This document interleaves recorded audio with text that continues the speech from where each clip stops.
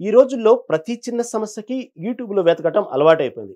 అలాంటి యూట్యూబ్ సహాయంతో ప్రమాదంలో ఉన్న చిన్నారిని టెక్నాలజీ సాయంతో రక్షించిన ఘటన పెద్దపల్లి సుల్తానాబాద్లో చోటు చేసుకుంది.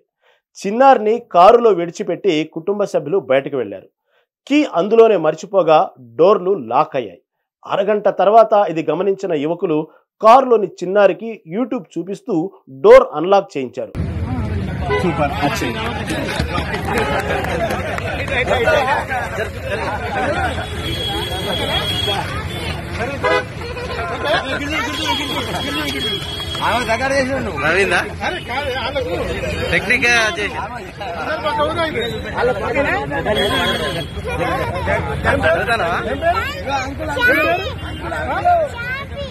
ఇక్కడ అంకులు